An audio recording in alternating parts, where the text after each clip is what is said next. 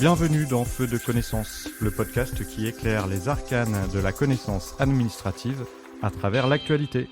Le gouvernement a annoncé qu'à compter du 15 janvier 2024, la nouvelle posture Vigipirate hiver-printemps 2024 sera active et ramènera l'ensemble du territoire national au niveau sécurité renforcée, risque attentat, pour faire face à une menace terroriste qui reste durablement élevée.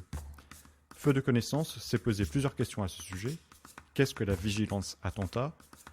Quels sont les acteurs de cette vigilance ? Et qu'est-ce que cette posture modifie sur notre vie ? Relevant du Premier ministre, le plan Vigipirate est un outil central du dispositif français contre le terrorisme. Il associe toutes les parties prenantes, l'État, les collectivités territoriales, les opérateurs publics et privés, ainsi que les citoyens, à une attitude de vigilance, de prévention et de protection. Le nouveau plan Vigipirate de décembre 2016 place donc le citoyen au cœur du dispositif de sécurité nationale. Il poursuit deux objectifs. Développer une culture de la vigilance et de la sécurité dans l'ensemble de la société afin de prévenir ou déceler le plus en amont possible toute menace d'action terroriste. Il assure en permanence une protection adaptée des citoyens, du territoire et des intérêts de la France contre la menace terroriste. Sa mise en œuvre repose sur trois principes majeurs. Évaluer la menace terroriste en France et à l'encontre des ressortissants et intérêts français à l'étranger. Connaître les vulnérabilités des principales cibles potentielles d'attaques terroristes afin de les réduire. Et enfin, déterminer un dispositif de sécurité qui répond au niveau du risque.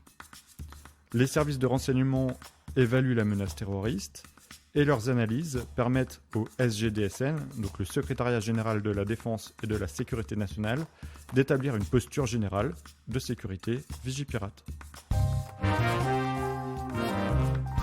Il existe trois niveaux adaptés à la menace et matérialisés par des identifiants visibles dans l'espace public.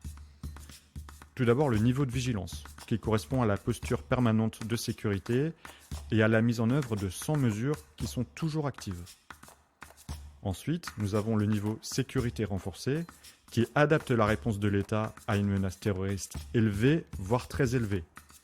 Plusieurs mesures particulières additionnelles peuvent alors être activées en complément des mesures permanentes de sécurité et selon les domaines concernés par la menace, aéroports, gares, lieux de culte, etc. Ce niveau de sécurité renforcée peut s'appliquer à l'ensemble du territoire national. Enfin, le niveau urgence attentat peut être mis en place à la suite immédiate d'un attentat ou si un groupe terroriste identifié et non localisé entre en action. Ce niveau est mis en place pour une durée limitée, le temps de la gestion de crise.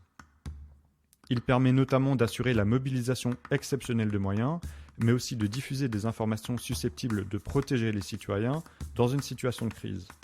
Le niveau urgence attentat avait été mis en place après l'attaque au couteau d'Arras par un homme fiché pour radicalisation. Un enseignant a été poignardé à mort et 2 personnes gravement blessées. Cette posture a permis la mobilisation exceptionnelle de moyens et notamment celle de soldats supplémentaires dans le cadre de l'opération Sentinelle.